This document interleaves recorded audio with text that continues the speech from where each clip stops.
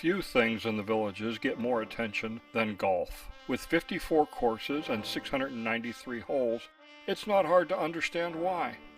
While not everyone plays golf, many people pick up the game after moving here, as do many spouses of current golfers. While golf seems to be on the decline throughout the country, that certainly doesn't seem to be the case here in the villages. With the closure of so many activities here in the villages due to the COVID-19 pandemic, golf became very popular as a social activity, and many new people picked up the game for the first time. In the villages, we currently have 12 championship golf courses that make up 306 holes of golf. 10 of these courses are 27 holes, and Orange Blossom Hills and Tierra del Sol are 18 holes. These courses are all privately owned by the developer, but they're open to all residents of the villages and to the general public. There's also 42 executive courses that make up 387 holes of golf to give us our total of 693 holes. That's a whole lot of golfing. But as the developer recently showed us, there's more coming. So let's take a closer look at what they showed us and some of the things they may and may not have said. First up is the 18-hole Southern Oaks golf course that's being built. Both the Live Oak and Laurel Oak Nine start out just south of the Sawgrass Grove area. This is the Live Oak Nine. As you can see, most of the key water features are already built, and the greens are starting to be cut in and built. You can also see Bexley Trail being built along the left side. This will eventually cross over the Bexley Bridge to the other side of the yet-to-be-developed area of the villages. Work on both of these courses have been going on for about a year, and the courses are scheduled to be opened sometime in the summer of 2021. Up ahead you can see Megason Road and the new village of Hawkins being built. Along the left side is a large earthen berm that separates the 4th and 5th hole from the turnpike.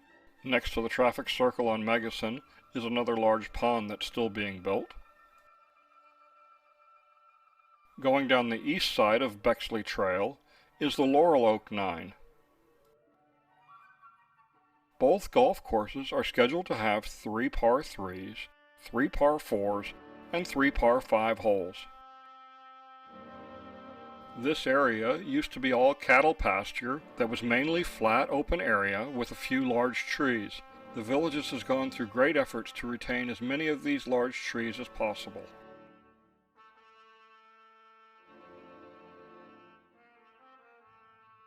It looks like there'll be no shortage of hazards for holes 4, 5, 6, and 7 of the Laurel Oak Nine. At Sawgrass Grove, they're also building the Clifton Cove putting course. This is another 18 holes of putt and play course, just like the Finney Putt and Play. Work is already starting on Clifton Cove, and the parking lot is in, and it looks like they won't have the same parking problems like they have at the Finney Putt and Play. This is the Finney Putt and Play course. The putt and play courses are just like miniature golf, except they don't have the clown and the dragon and the windmills to deal with. The putt and play courses aren't in the count for the total number of holes in the villages.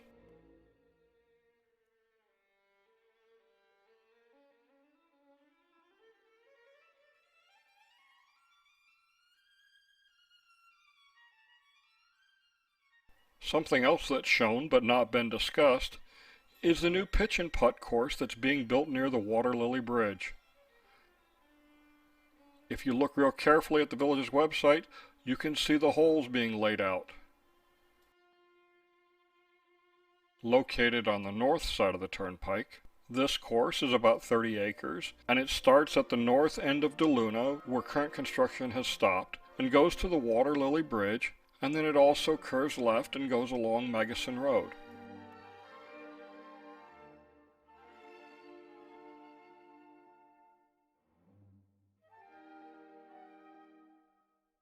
The Marshview pitch and putt scene here is also about 30 acres.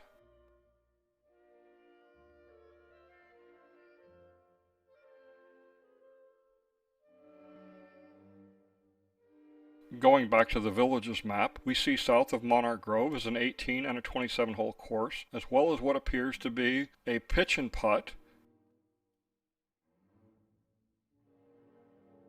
and an executive course.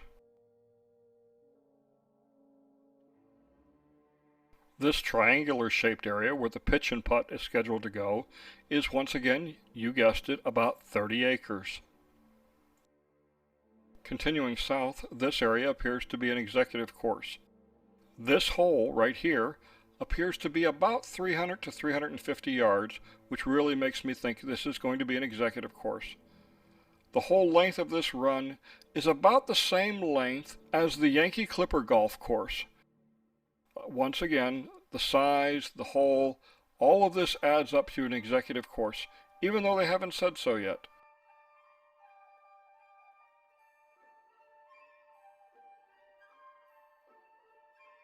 Looking south, this is the area where the future 27 and 18-hole golf courses are scheduled to be built. In total, it looks like we'll have about 108 new holes added, bringing our total number of golf holes here in the villages to about 801. Once again, going back to the map of the villages, we find two oddities. These two green areas. One appears to be a wetlands area, and below it, a piece of what looks to be an executive golf course. We can't forget the work that's going on at the First Responders Recreation Area. They're planning to put a putt-and-play course up there also. Here's a quick look at that site.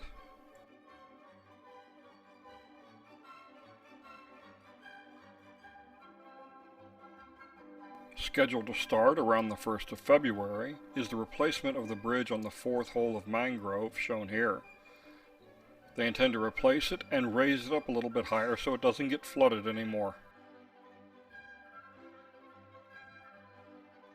The Sweet Gum Golf Course is scheduled to be closed from April through July to do renovations on all the greens that have suffered from a drainage problem. Even though I've played Sweet Gum countless times, and I know the course very, very well, it still always looks so much different from the air.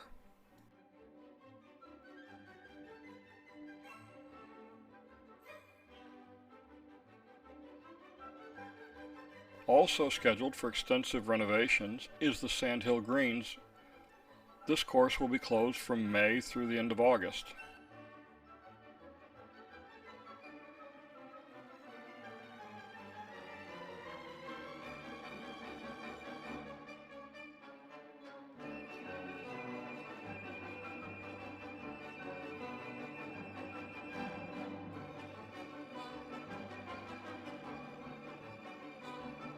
The Silver Lake Golf Course is scheduled for complete renovation next year. The course will be closed from about April 1st to October 1st to do this work.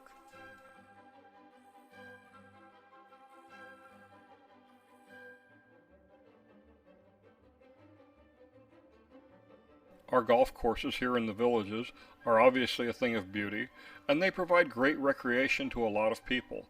But they also provide a more important function that many people forget about. They're an important part of the stormwater management system here in the villages. This is the Mangrove Golf Course the day after Hurricane Irma hit. As you can see, it was pretty much submerged. While the course wasn't playable for several months, it did help save many homes from water damage in the village of Collier.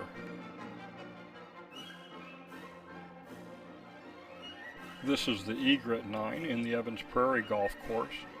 It, just like all the other golf courses throughout the villages, received a lot of water from the storm and protected many, many homes from damage.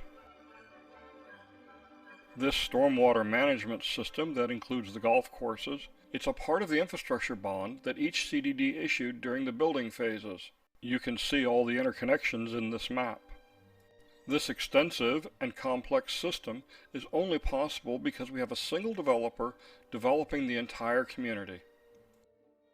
Both during and after the storm, the sprinkler systems ran continuously to get rid of the water and have it absorbed on the golf courses.